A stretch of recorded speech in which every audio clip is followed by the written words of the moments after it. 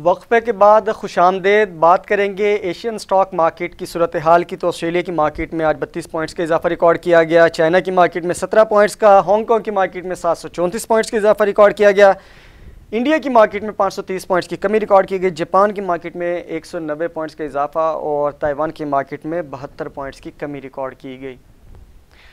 नाज़रीन, प्रोग्राम के आखिरी हिस्से में बात करते हैं पोर्टफोलियो इन्वेस्टमेंट की। तो पहले हम फॉरेन इन्वेस्टर पोर्टफोलियो इन्वेस्टमेंट की अगर बात करते हैं तो पहले नेट फीपी की हम बात कर लें। 8 करोड़ 76 लाख रुपए सेलिंग के साथ बनती है। इसमें अगर हम देखते हैं तो इंडिविजुअल्स की बात करें, अगर फॉरेन इंडिविजुअल्स में उनमें 8,38,000 रुपये की हमें यहाँ पर आज परचेजिंग दिखाई दी। फॉरेन कॉर्पोरेट्स के अकाउंट्स में सेलिंग दिखाई दी है 15 करोड़ 95 लाख रुपए की, और जो ओवरसीज़ पाकिस्तानी है वहाँ पे हमें 64 करोड़ 89 लाख रुपए की हमें सेलिंग दिखाई दे रही है। लोकल्स जो अकाउंट्स हैं उनमें देखें, इंडिविजुअल्स में परचेजिंग दिखाई दे रही है ह्यूज लेवल पे 68 करोड़ 40 लाख रुपए की, और इसकी वजह से शायद जो इनका जो ट्रेंड है वो आपको नज़र आ रहा है। पिछले तकरीबन एक हफ्ते से ज़्यादा का टाइम हो गया है कि यहाँ पर जो लोकल इंडिविजुअल्स हैं वो बहुत ज़बरदस्त परचेजिंग करते हुए दिखाई दे रहे हैं। लेकिन अगेन शायद इस वजह से सूरत हाल ऐसी हो सकती है कि जब मार्केट जाके 46,000 47,000 के दरमियान में जाके रुक गई है, 46,000 का ख़ास करके लेवल के ऊपर जाके रुक गई है, शायद वो एक जो बबल बनता हुआ नज़र आ रहा है।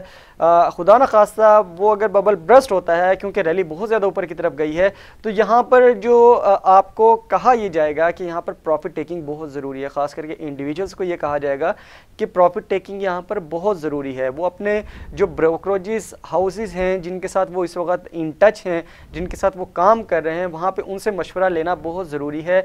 जहाँ पर आपको प्रॉफिट टेकिंग नज़र आ रही है ह्यूज लेवल पे, आप बहुत ज़्यादा जब आप परचेजिंग कर लेंगे तो खुदा न खासा मार्केट अगर नीचे की तरफ एकदम से डाउनवर्ड्स बहुत ज़्यादा चली जाती है, जो कि अभी खैर इस तरह के असरात नज़र नहीं आ रहे, लेकिन for the sign of education आपको ये चीज़ बताना बहुत ज़रूरी है कि जब आप इतने ज़्यादा लेवल पे परचेजिंग कर लेते हैं तो आपको कहीं ना कहीं आपको जाकर सेल करना पड़ता है। तो आप सेल करेंगे, आपको जहाँ पर आपको प्रॉफिट नज़र आ रहा है वहाँ पे आप प्रॉफिट बुकिंग करें, उससे आपको काम करने में आसानी होगी और दूसरों को भी मौके मिलेंगे इस तरीके से। कंपनीज़ की अगर इंडिविजुअल कंपनीज़ की अगर बात करें तो 34 करोड़ 69 लाख रुपए की आज हमें परचेजिंग दिखाई दी। जो बैंक्स और डीएफआईज़ का जो जॉइंट अकाउंट है वहाँ पर 58 करोड़ 79 लाख रुपए की आज हमें सेलिंग दिखाई दी है। नॉन बैंकिंग फाइनेंशियल कंपनीज़ में तकरीबन 95 लाख 17 हज़ार रुपये की सेलिंग नज़र आई है। म्यूचुअल फंड्स के अकाउंट्स में 16 करोड़ 52 लाख रुपए की सेलिंग नज़र आई। अदर ऑर्गेनाइजेशन का जो अकाउंट है वहाँ पर हमें सेलिंग नज़र आ रही है 2 लाख रुपए की, और ब्रोकर्स प्रोप्राइटरी ट्रेडर्स अकाउंट्स में तकरीबन 27 करोड़ 23 लाख रुपए की परचेजिंग नज़र आ रही है, और इंश्योरेंस के अकाउंट में 26 करोड़ 71 लाख रुपए की परचेजिंग नज़र आ रही है।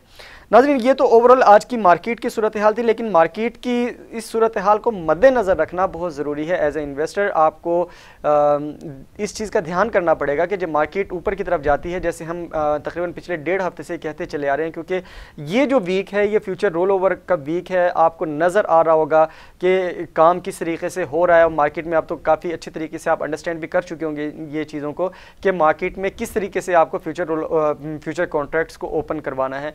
तो इस हवाले से भी हम आपको गाइड करते रहे हैं। मज़ीद ये है कि मार्केट की जो सूरत हाल है आने वाले दिनों में, क्योंकि आने वाले दिनों में अच्छी होगी, क्योंकि उसकी रीज़न बिहाइंड दैट ये है कि एक तो आपको मॉनेटरी पॉलिसी के हवाले से क्लैरिटी मिल गई है, ख़ास करके अगले 2 माह के लिए। फिर उसके बाद जो फ्यूचर गाइडलाइंस जो उन्होंने गाइडलाइंस जो सामने आई हैं वो बहुत मस्बत हैं। इंडस्ट्री के हवाले से टेक्सटाइल की जो पॉलिसी है वो कुछ कंसर्न्स हैं उसके ऊपर, जैसे हम प्रोग्राम के आगाज़ में बात कर चुके हैं, और हम उम्मीद करते हैं कि आने वाले दिनों में उसके हवाले से भी कुछ क्लैरिटी सामने आ जाएगी। दूसरी चीज़ पावर टैरिफ के हवाले से, जो पावर जनरेशन में ख़ास करके जहाँ पर जो बिल्स बढ़ाए गए हैं, जो फी यूनिट कॉस्ट तकरीबन 2 रुपये इजाफा किया गया, महंगाई का जो बोझ है उसके तले जो अवाम दबी है वो भी बहुत कंसर्निंग इस वक्त अलार्मिंग सिचुएशन है for the government of this particular period. यहाँ पर सिचुएशन इस चीज़ को एनालाइज करना बहुत ज़रूरी है। अगर as a government as a state आप अगर अवाम के ऊपर इतना बोझ डालेंगे बिल्स के मद में, और LNG के हवाले से ख़ास करके अगर वो आप लेट परचेज़ करते हैं, आपको फर्नेस ऑयल के ऊपर बिजली बनाना पड़ती है और डेफिनेटली वो महंगी है।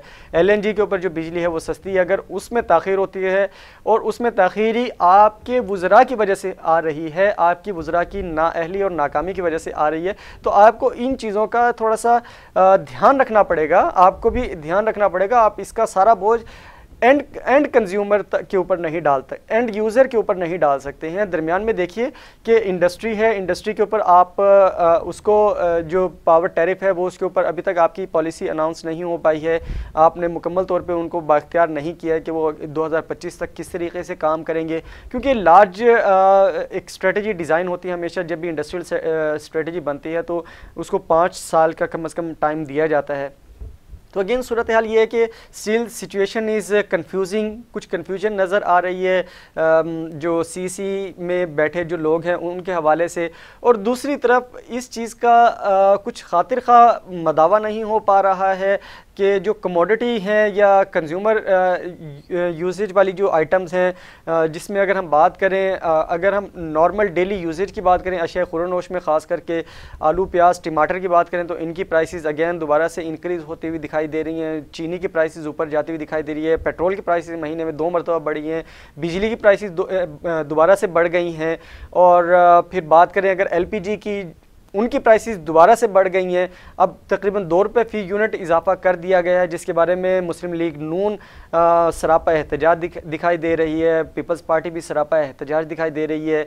और ख़ास करके मिफ्ता इस्माइल जो एक्स फाइनेंस मिनिस्टर थे, उन्होंने इसको, ये जो इजाफा है इसको वापस लेने के हवाले से उन्होंने ज़ोर डाला है कि इसको वापस लिया जाए, अवाम के ऊपर इतना बोझ ना डाला जाए।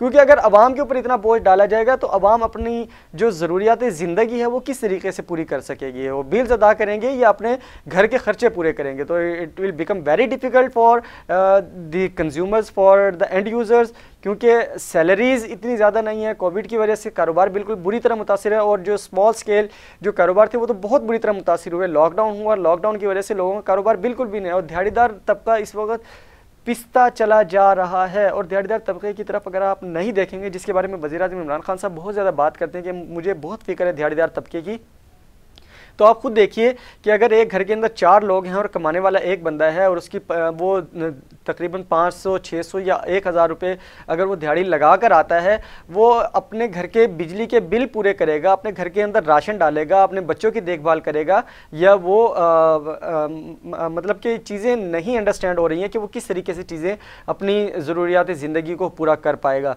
तो इस हवाले से गवर्नमेंट को थोड़ा सा एहतियात करने की ज़रूरत है कि जो इस तरह के इजाफे हैं इनको वापस लेना चाहिए, और इस तरह की सिचुएशन जो कि आप खुद अपने पाँव के ऊपर कुल्हाड़ी मार रहे हैं, आने वाले दिनों में यही चीज़ें आपके ऊपर रिवर्ट होंगी और इसी के साथ आपको भुगतना पड़ेंगी ये तमाम की तमाम चीज़ें। तो फिर आपका कोई पुरसाने हाल नहीं रहेगा। प्रोग्राम का वक्त ख़त्म हो रहा है और आखिर में प्रोग्राम के हम बात करते हैं कोरोना वायरस से एहतियाती तदाबीर के लिए कुछ चंद खुश आइंद ख़बरें हैं। 3 जो मेडिसिन हैं, कोविड वैक्सीन्स जो हैं वो पाकिस्तान में अगले आने वाले चंद दिनों में पाकिस्तानी अवाम तक पहुंचा दी जाएंगी। जब तक कोविड वैक्सीन नहीं आती हैं उस वक्त तक आप बराए मेहरबानी मास्क का इस्तेमाल कीजिए। आप अपनी कारोबारी सरगर्मियों के लिए घर से बाहर निकलें, अशिया खुरनोश के लिए आप घर से बाहर निकलें, या किसी भी काम के लिए आप घर से बाहर निकलते हैं, मार्केट्स जाते हैं, मंडियों में जाते हैं, तो मास्क का इस्तेमाल ज़रूर कीजिए। मास्क का इस्तेमाल करेंगे तो आपके इर्द गिर्द लोग महफूज रहेंगे। आप महफूज तो मुआशरा महफूज। इस पैगाम के साथ मुझे दीजिए इजाज़त। इंशाल्लाह आपसे मुलाकात होगी कल। अल्लाह हाफ़िज़।